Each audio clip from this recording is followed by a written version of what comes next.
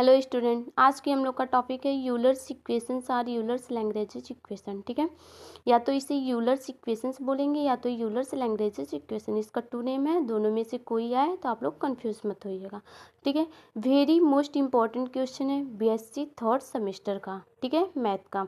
तो यहाँ पे देखिए कितने साल पूछा है, 2007 में, 13 में, 16 में और 19 में पूछा है। ये 2023 में भी पिछले साल भी पूछा था। ठीक है, यहाँ पे नहीं लिखा है, लेकिन बहुत ही मोस्ट इंपॉर्टेंट क्वेश्चन है। इसको हम बहुत ही सिंपल वे से बताने वाले हैं। ठीक है, आप लोग ध्यान से इसे देखिएगा, मन करे तो स्क्रीनशॉट ले लीजिएगा या फिर इस वीडियो को अच्छे से आप लोग समझ लीजिए। ठीक है, हम जानते हैं द नेसेसरी कंडीशन ऑफ इतना एक्सट्रीमम इज दैट। हमारा यूलर्स इक्वेशन का फार्मूला क्या होता है, del f upon del y minus d y d x del f upon del y dash is equal to 0 होता है। ठीक है, यही हमें क्या करना, प्रूफ करके लाना है। इसके माध्यम से हम क्या करेंगे, एक फिगर ड्रा करेंगे। ठीक है, पहले आप लोग स्क्रीनशॉट या तो लेना हो तो ले लीजिए, स्क्रीनशॉट लेकर के रख लीजिए, फिर बाद में देखिएगा, वीडियो को समझ लीजिएगा।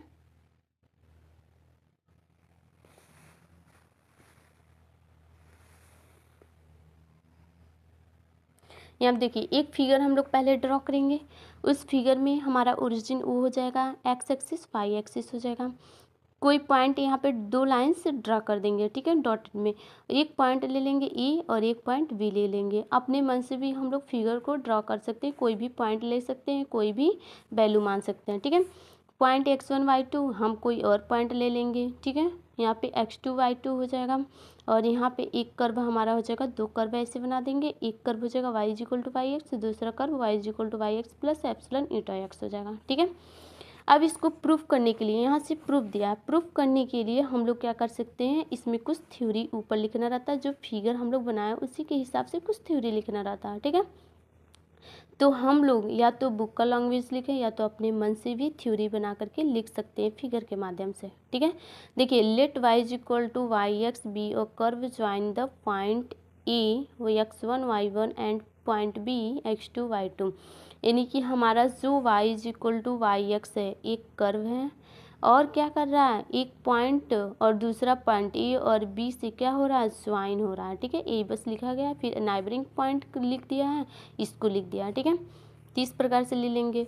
और फिर हमारा जो यहाँ पे देखिए एप्सिलॉन इज स्मॉल होता है और gamma eta x is arbitrary constant of differentiability function of x होता है। ठीक है, और यहाँ पे ले लिया है gamma eta x1 is equal to 0 at point a पर और eta x2 is equal to 0 at point b पर।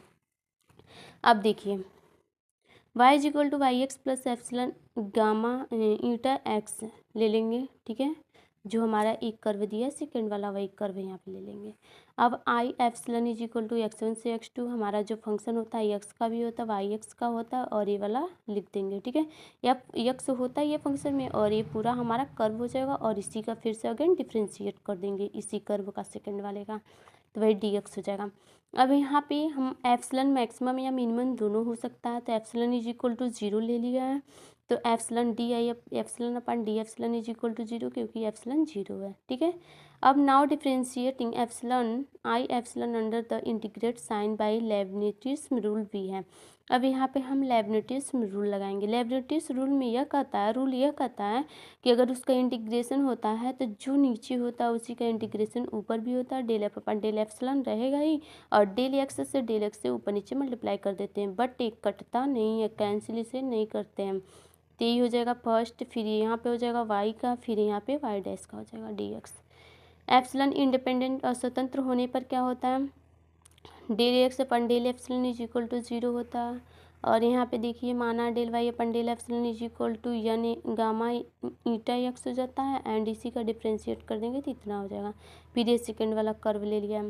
अब कह रहा है substitute this value in equation 3। अब इक्वेशन 3 में इस पूरी वैल्यू को हम क्या करेंगे, सब्सटीट्यूट करेंगे। इक्वेशन 3 हमारा यही है। ठीक है, लेबनिज़ रूल वाला, तो इसको इक्वेशन 3 में पुट करेंगे तो ये आएगा। अब इस फंक्शन को वैसे ही नीचे लिख देंगे और इसको फर्स्ट सेकंड से इंटीग्रेट